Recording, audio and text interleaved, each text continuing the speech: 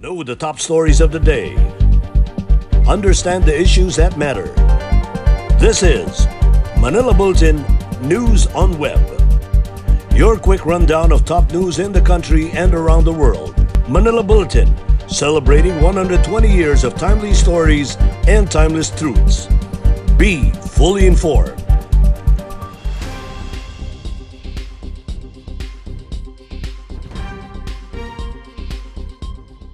Hi, I'm Barbie Atienza. This is MB Now, and here are your news on web. The number of coronavirus disease cases in Metro Manila could be less than 2,000 cases daily by the end of May if the reproduction number will be sustained at below 0.8, according to Octa research fellow Professor Ranjit Rai on Monday, May 3. Metro Manila's reproduction number is presently at 0.83 from 2 during the peak of the surge in March 2021. Metro Manila records a daily average of 3,144 cases at present, down from 5,500 in March. However, Rai pointed out that the country, particularly the National Capital Region, still has a long way to go. The hospital capacity is already improving at 56% in the NCR, but the intensive care unit beds are still filled up. He also reminded the public to take extreme precaution by continuously observing the minimum public health standards in sustaining the downward trend in COVID-19 cases. The healthcare utilization rate in the National Capital Region is now at 57%, an official of the Department of Health said on Monday, May 3. Based on the DOH data, as of May 2, 70% of the ICU beds in Metro Manila were being utilized, 50% of the isolation beds were in use, 62% of the ward beds are occupied, while 54% of the ventilators are being used. The healthcare capacity of medical facilities in the region has also been scaled up in order to accommodate more patients with COVID-19. Treatment Czar and Health Undersecretary Leopoldo Vega said additional intensive care unit beds were deployed in various hospitals in the NCR, boosting the total ICU bed capacity of the region from 781 beds in March to 1,148 beds to date. Moreover, the health official reported that the isolation bed capacity in the metropolis has been increased following the deployment of additional 554 isolation beds. The treatment chief said construction is ongoing for a 110-bed capacity modular field hospital in the lung center of the Philippines and a 220-bed capacity modular field hospital in the National Center for Mental Health. The Philippines will continue to experience warm and humid weather conditions due to the prevalence of the easterlies, or the warm winds originating from the Pacific Ocean, according to the Philippine Atmospheric, Geophysical and Astronomical Services Administration. Pag-asa said the whole country will be partly cloudy to cloudy with possible isolated rain showers in the afternoon or evening. Pag-asa also warned the public against possible flash floods in low-lying areas and landslides in mountainous communities during severe thunderstorm activities. The Weather Bureau has been recording warmer daily air temperatures due to the dominance of the easterly winds in the past several days. Pag-asa said that maximum air temperatures may reach 34 to 35 degrees Celsius in Metro Manila, 32 to 33 degrees Celsius in Metro Cebu, and 32 to 33 degrees Celsius in Metro Davao. Each year, May 3 is commemorated as World Press Freedom Day. According to the United Nations Educational, Scientific and Cultural Education, or UNESCO, World Press Freedom Day acts as a reminder to governments of the need to respect their commitment to press freedom. World Press Freedom Day was proclaimed by the United Nations General Assembly in 1993. It is also a day of remembrance of those journalists who lost their lives in the pursuit of a story. Meanwhile, President Duterte has vowed to protect press freedom, but also appealed to media practitioners to uphold truth, fairness, accuracy, and transparency. In a separate written message on World Press Freedom Day, the President reminded both traditional and emerging media to show a stronger resolve in upholding truth and accuracy. He noted that this has become a requirement amid the rapid dissemination of information in the digital age. Duterte at the same time said the press must be protected from all forms of threats and intimidation so they can serve the best interest of the people. He then renewed his commitment to promote the freedom of the press as well as their safety as the messenger. This year's World Press Freedom Day theme is information as a public good. Pang mga bagay ngayong araw at 3 ng Mayo, ating ginugunita ang World Press Freedom Day. Sabi ng Pangulo, ang selebrasyon ngayong taon, and I quote, affirms the Philippines' commitment to protect press freedom as a public good and as an indispensable requirement of a vibrant democracy. Meanwhile, the board and management of the Manila Bulletin Publishing Corporation announced over the weekend the appointment of Executive Vice President Herminio Sonny Coloma Jr. as publisher of the Manila Bulletin, replacing Dr. Crispulo J. Icban, who passed away on April 5, 2021. Mr. Loreto D. Cabañas has also been named Editor-in-Chief of the Manila Bulletin effective May 1, 2021, also replacing Mr. Icban. Mr. Cabañas is the 13th man to hold the post of Editor-in-Chief at Manila Bulletin since it was founded 121 years ago on February 2, 1900.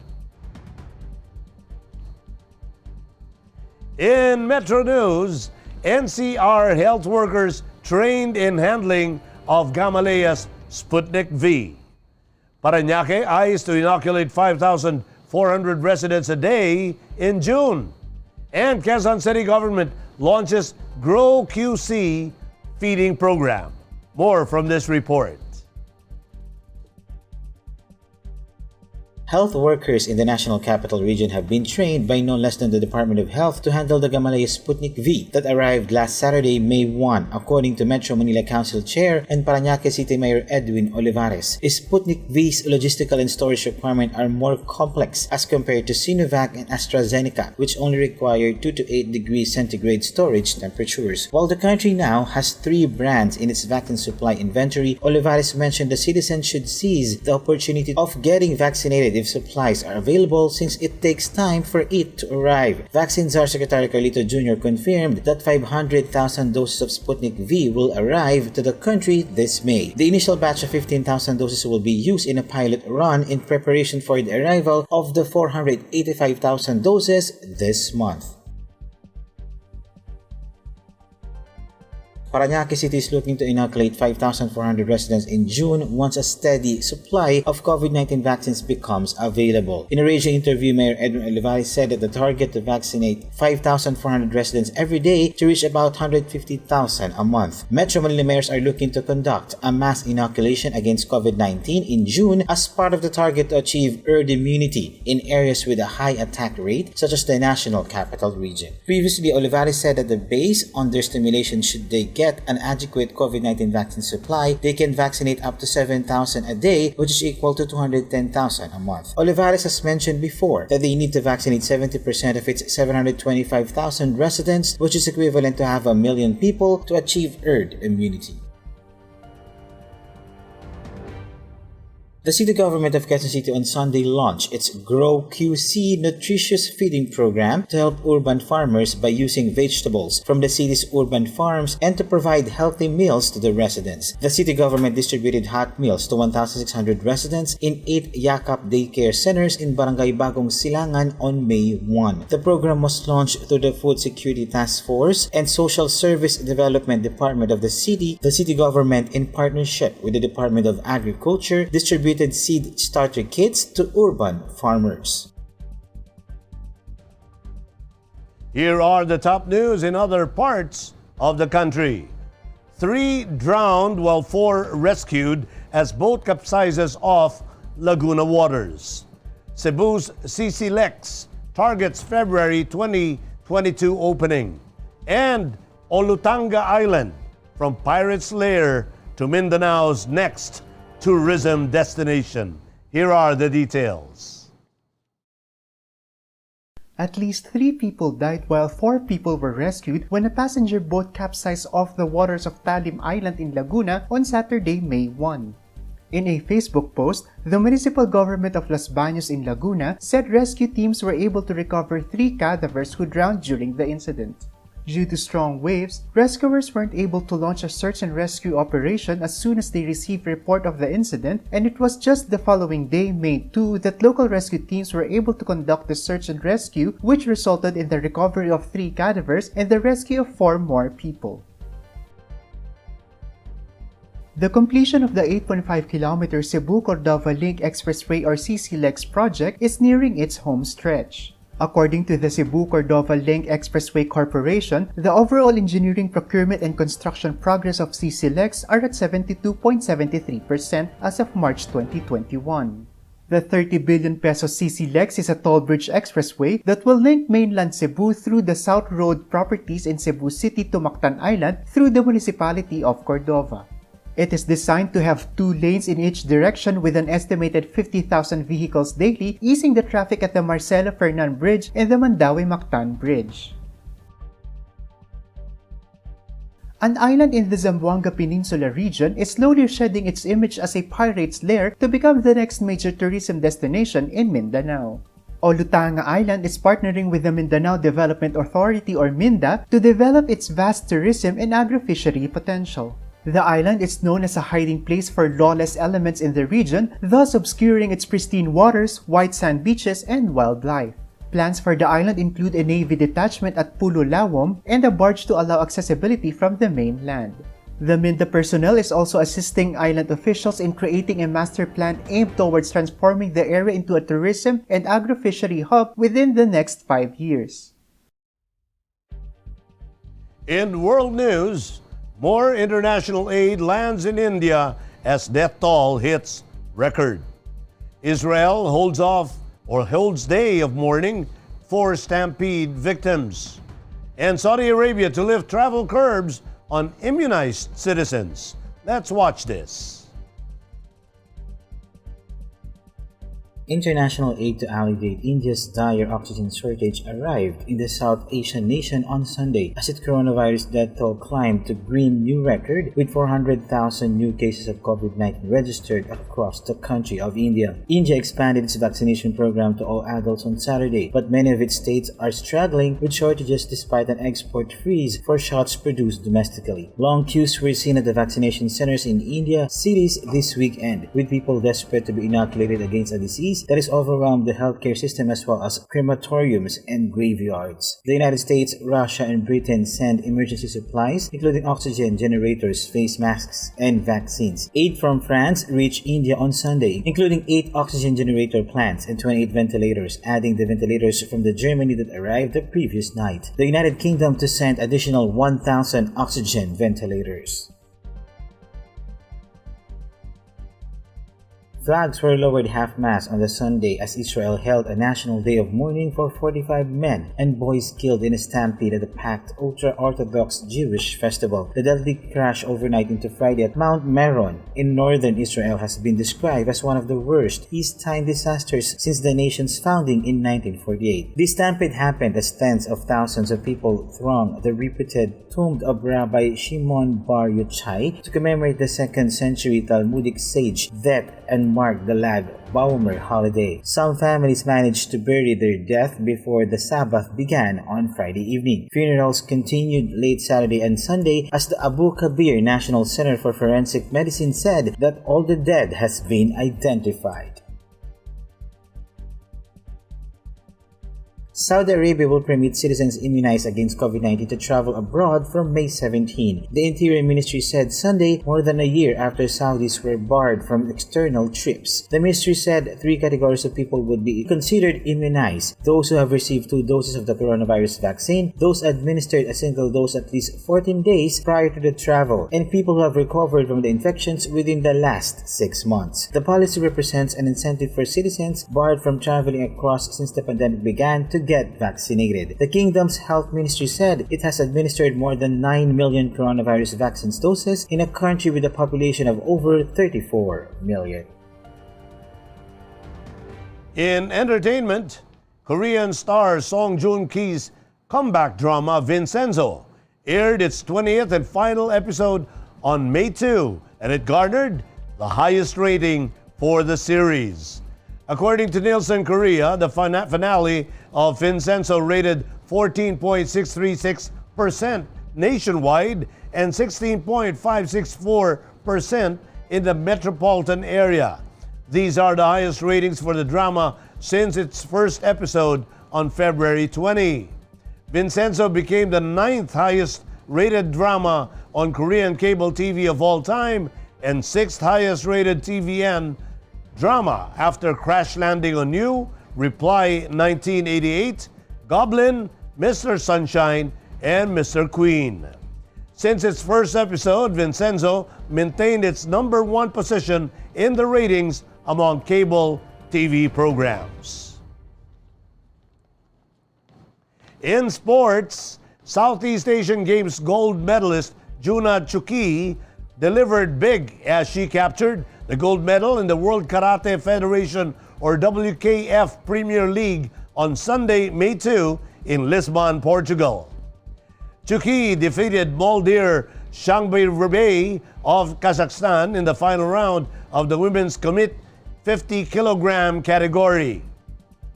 Prior to that, the 29-year-old Filipino-Japanese eliminated 2-time world champion Alexandra Recchia of France 2-0 in the semifinal round last Saturday.